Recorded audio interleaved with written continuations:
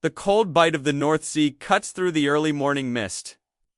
April 8, 1940. Somewhere west of Norway where the water turns black and the fog swallows everything whole, Lieutenant Commander Gerard Broadmead Roope stands on the bridge of HMS Glowworm, his hands gripping cold steel, eyes scanning an ocean that feels too quiet, too empty. He doesn't know it yet, but in the next few hours he'll do something so extraordinary, so impossibly brave, that even the men trying to kill him will demand he be honored for it. This moment, frozen in the depths of a brutal war, would become one of the most remarkable stories of naval courage ever recorded. But to understand how a single British destroyer came to face impossible odds in these frigid waters, we need to go back just a few days to when everything seemed routine, when the mission was clear and the dangers still distant. On April 5, 1940, HMS Glowworm departed as part of the escort for the battlecruiser HMS Renown, along with destroyers Greyhound, Hero, and Hyperion, tasked with covering Operation Wilfred, a mine-laying operation in Norwegian waters. The seas were rough from the start.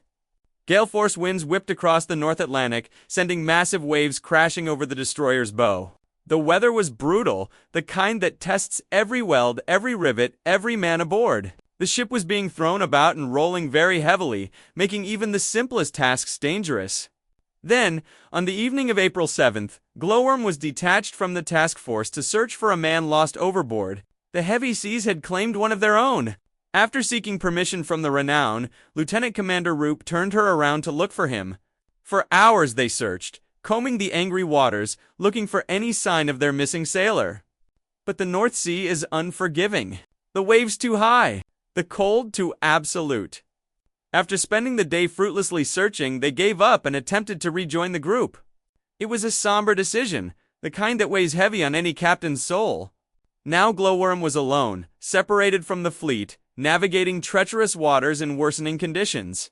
The weather worsened and she had to reduce speed to less than 10 knots. Her gyro compass failed, and she had to steer by magnetic compass, making navigation even more difficult and unreliable.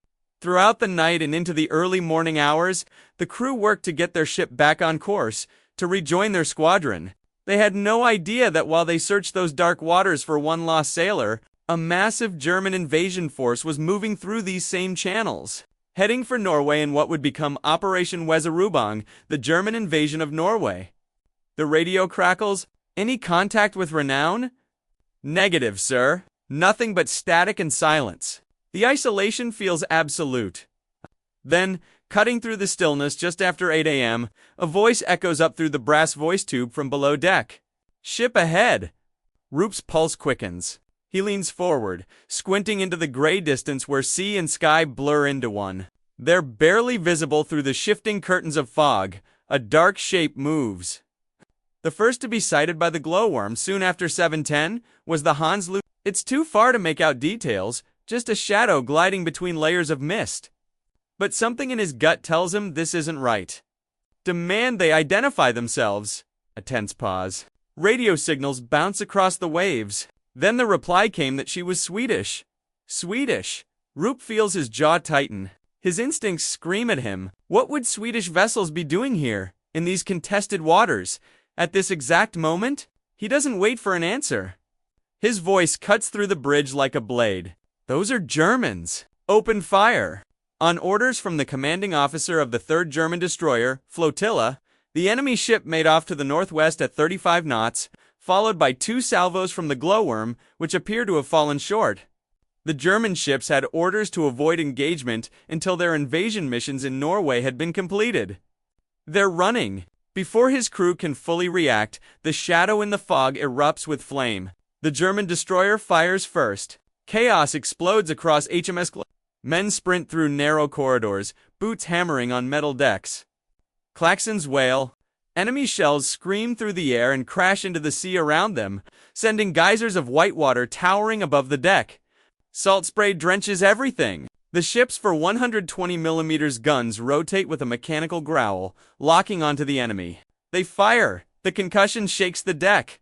The shells arc through the gray morning and slam into the water just short of their target. It's columns of foam erupting where they strike.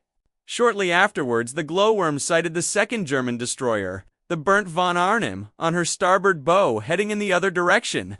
The enemy ship opened fire at 8:02. Now they're facing 2 destroyers. The odds just got worse. Water erupts all around them. Shells howl overhead. The sea becomes a deadly obstacle course of explosions and spray. The battle developed into a slamming match, with the destroyers maneuvering at full speed and firing with all guns. Roope makes split-second decisions, ordering course changes, directing fire. Very soon their director control tower was flooded out by heavy seas. Lieutenant Ramsey would later recall the chaos. The ship was being thrown about and rolling very heavily.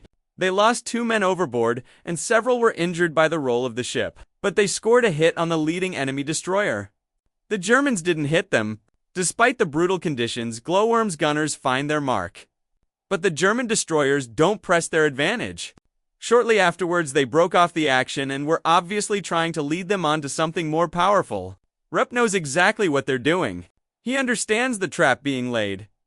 These destroyers are trying to draw him toward their main force, but he also understands opportunity. If there's a larger German fleet out here, the Admiralty needs to know about it. This could be the invasion force everyone's been anticipating. Although the Glowworm's commanding officer knew what the enemy was trying to do, he decided to follow with the idea of finding out what big ships the Germans had at sea. He hoped to shadow them and report their movements. It's a calculated risk. Chase them down? The engine room answers. The Glowworm surges forward, her hull cutting through the waves, her propellers churning white froth behind her. They're committed now. At 7:59, HMS Glowworm sent an enemy report, transmitting her position and the contact with German destroyers. The crew works with practiced precision despite the danger, chasing the enemy ships through the smoke and mist. Then, at 8:55, HMS Glowworm reported an unknown ship bearing 0 degrees, steering 180 degrees. A lookout's voice, tight with fear, cuts through everything. "Sir, massive ship ahead." Every gun falls silent. Every head turns. Through the thinning smoke, something enormous begins to take shape. Roope raises his binoculars with steady hands, but what he sees makes his blood run cold. That's no destroyer.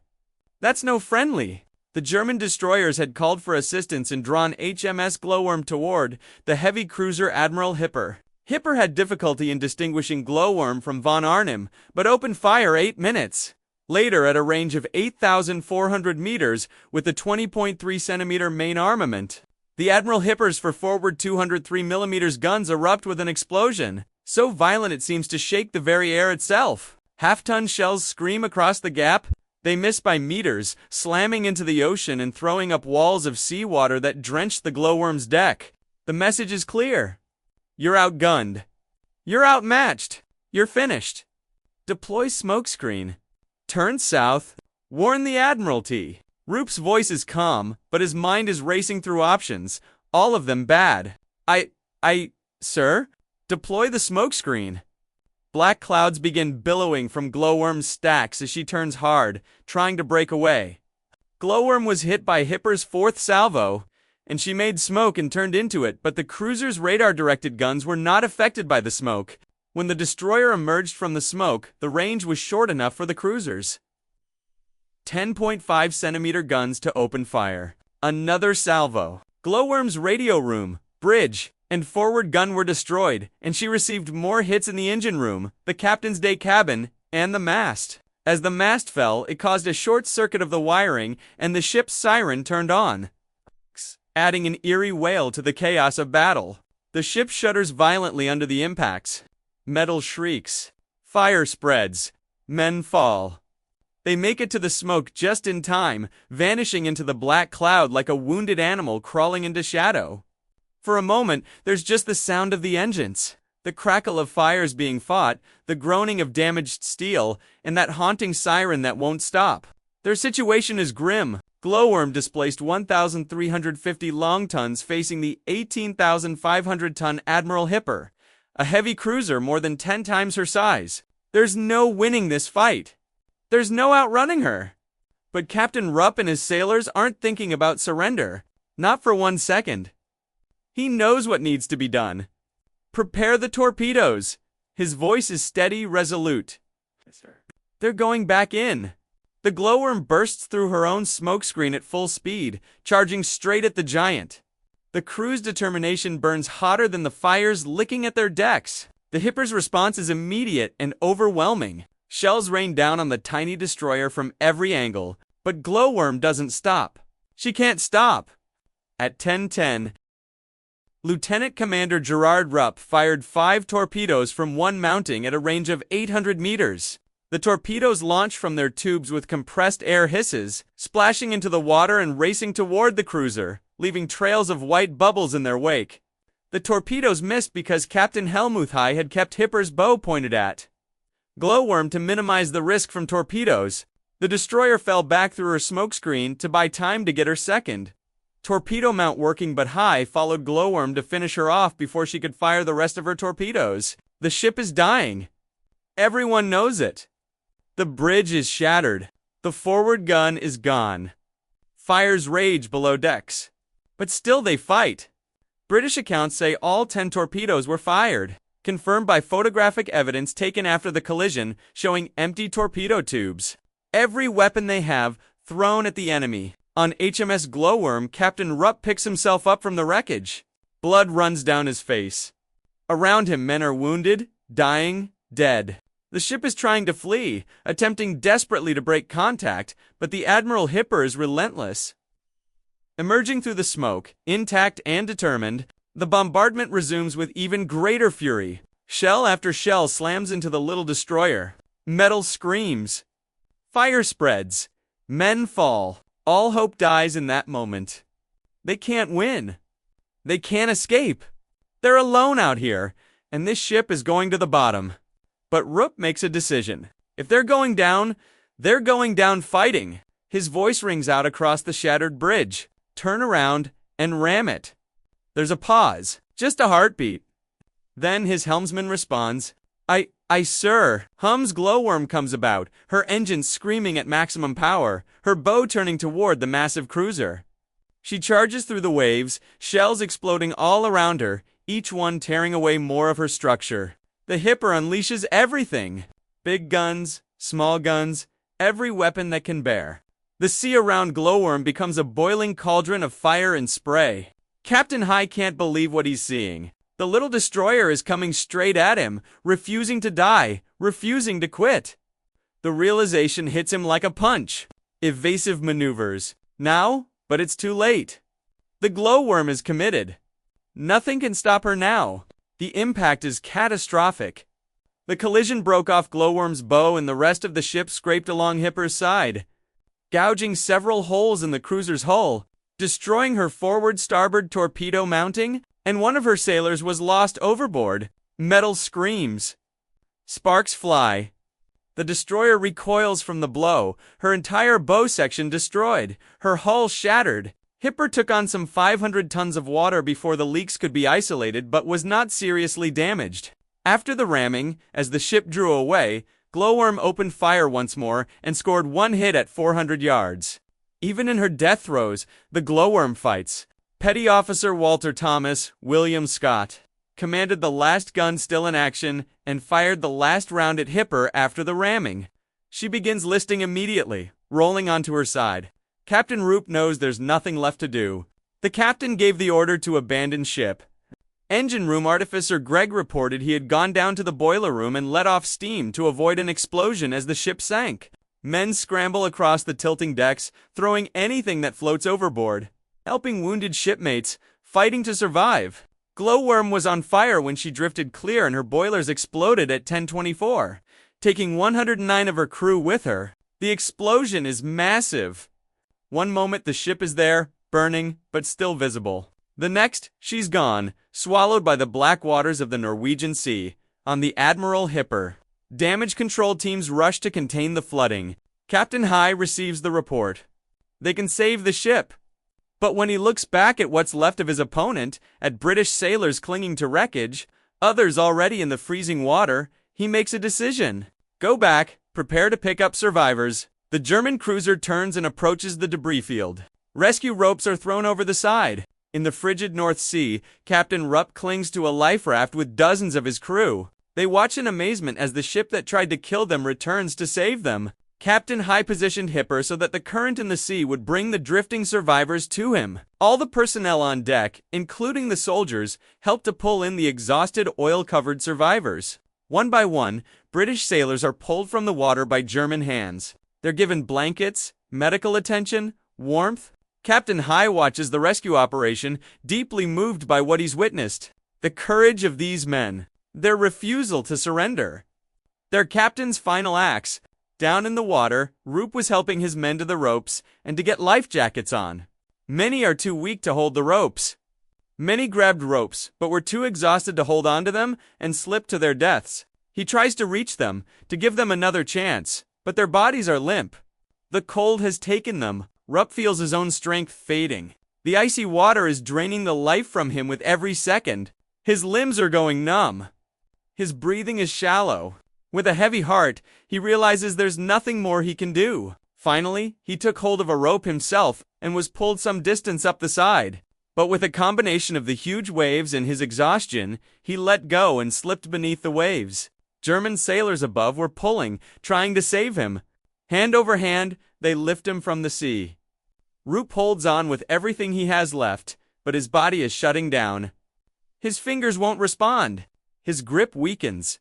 The rope slips through his hands. Roope drowned when he could no longer hang on to a rope whilst being pulled up the side of the cruiser. The water closes over him. He's never seen again. Out of a total crew of 149, only 31 survived. 40 British sailors were recovered, although at least 6 later died of their wounds. The only officer was Torpedo Control Officer Lieutenant Robert Ramsey. The survivors spent the remainder of the war as prisoners. The Germans congratulated the survivors on a good fight and treated them as equals. Captain High told the survivors that their captain was a very brave man. 2 months later, High sent a message through the International Red Cross, recommending Lieutenant Commander Roope for the Victoria Cross. It was an extraordinary gesture, one that transcended the boundaries of war. An enemy commander, impressed by the valor and sacrifice he had witnessed, reaching across battle lines to ensure a fallen opponent received the honor he deserved. For years, the full story remained unknown.